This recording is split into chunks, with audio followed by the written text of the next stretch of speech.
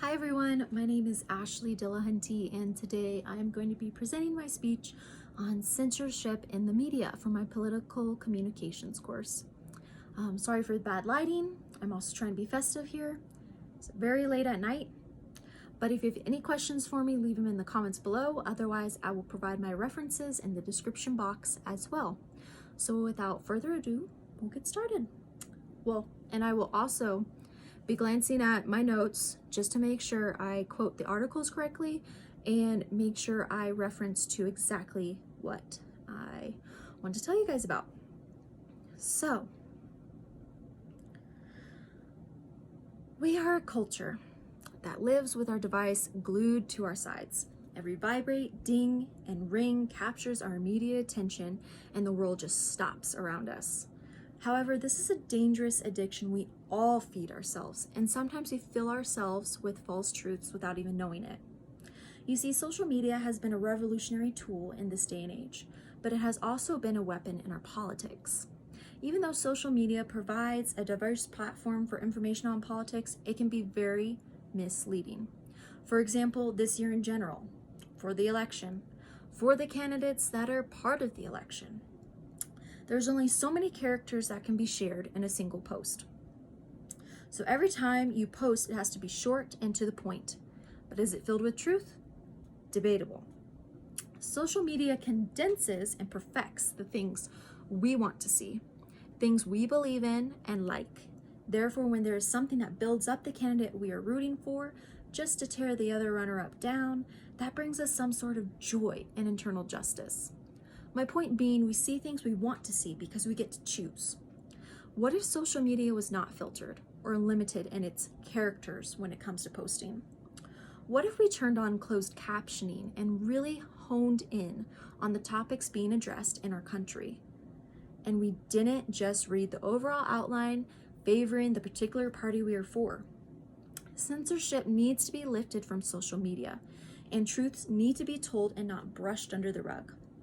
Future generations cannot rely on their feed updates when they need to pay attention to what is happening in the real world with real words at real time, unfiltered. Since we live in a world run on technology and the media, the instant satisfaction of finding something in seconds brings easement in our lives. But the issue is some things we may find with a touch of a button could be false and fake news. Therefore, we are fed inaccurate information about topics that mean something to us. Taking the time to look at other platforms and justifying the credibility of what we are reading could help us better understand what is going on in our nation, especially politically. You see, back in 2016, Forbes released an article before the election of Obama and Trump. Now, it talked about the millennials, and I'm a millennial. And reading this, I was really conflicted, and it brought a lot of concern to me by the fact that millennials feel more connected when we post, share, and interact with people virtually. Therefore, we can see how Trump took initiative in Twitter and began to tweet and interact with the citizens of the world because he wanted to play on their level, to exchange words as if they were nothing lower than the president, and to give a voice where they wanted to be heard. Now, the only trick of this is, and it's mentioned by The Hill, is that this can crush our freedom of speech. Because of censorship, even when we are trying to post or express our freedom of speech, that could be taken by somebody else as needing to be censored because it isn't true. There's several debates on this because of the fact people can express what they are wanting to say, and there could be some truth to it, whether they watched a news article or they watched an interview. They could be expressing something that means something to them, and there's some truth in it. But is it accurate or more rhetorical? See, there's such a fine line between what will we now use as free speech versus what is inaccurate information. Now, we can all go back and forth on who is right and what is right in the media. But without evidence and intensive research, we simply cannot believe everything we hear on the media. We have to understand not everyone will agree with each other, but it is important to respect one another, and a way of respecting each other is by providing truths and the right facts. For example, many people believe in the conspiracy between Biden and China, same as Trump and Russia. There's a lot of fraud, money exchange, indulgence in our country of somehow corrupting us, whatever you want to believe, to each their own. There is always going to be several stories about something, and they're mostly going to be bad, show the fault in the political figure in many ways, and therefore this is an opportunity for fake news to explode with ideas and references. However, all that information would be false for both parties. It's simply just a small split second of a story for a journalism man or woman to come in and get their paycheck. That's simply all that is about. Depending on what side you are for, there is always going to be an argument, a statement that we do not agree with. So it is important to gather the facts. Now, Pew Research Center reports in their article that Americans are divided over whether social media companies should label posts on their sites as inaccurate or misleading, with most being skeptical that these sites can accurately determine what content should be flagged.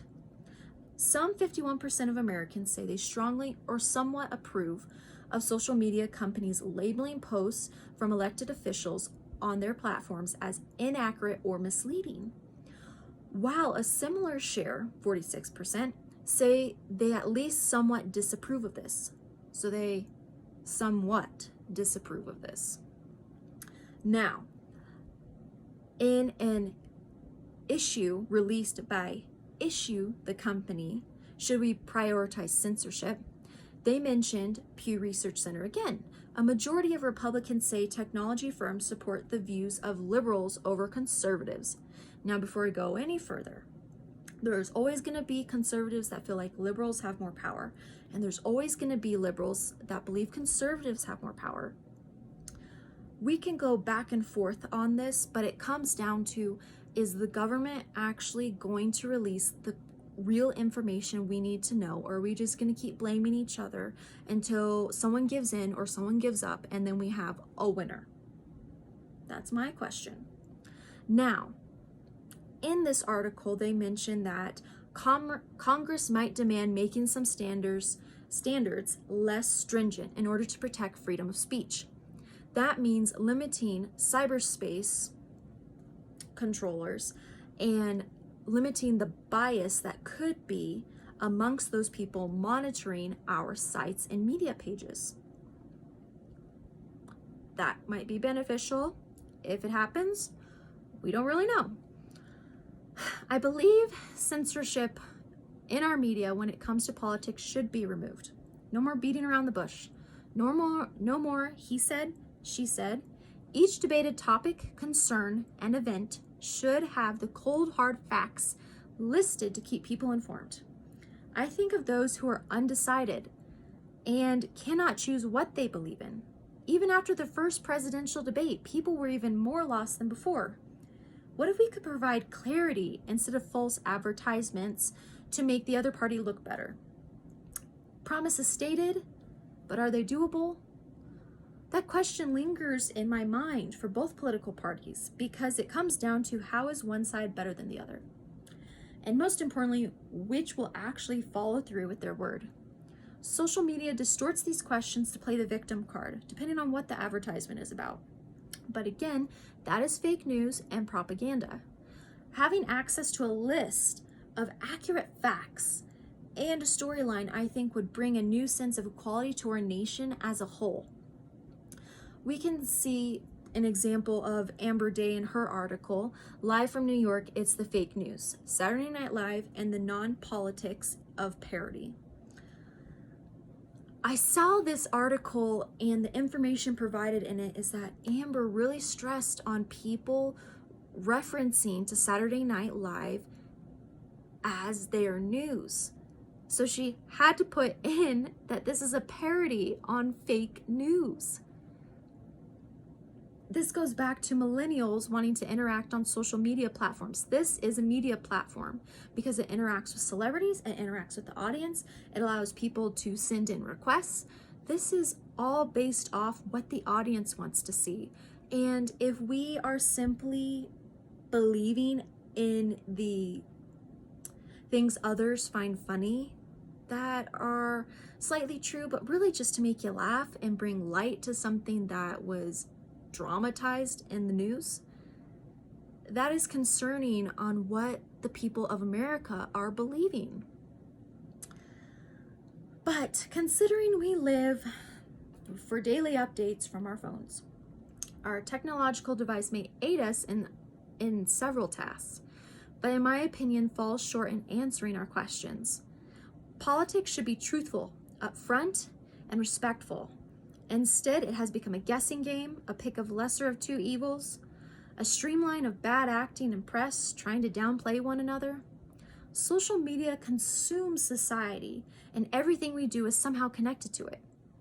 If we took away the filters and the censorship, how much could we learn and be aware of? Instead of being in the dark, why can't the government let there be light on the topics and situations we have concerns about? Getting rid of censorship and the fake media, I believe, would resolve the overall problem we have in our nation. Distrust in our authority in which we vote in place. Thank you.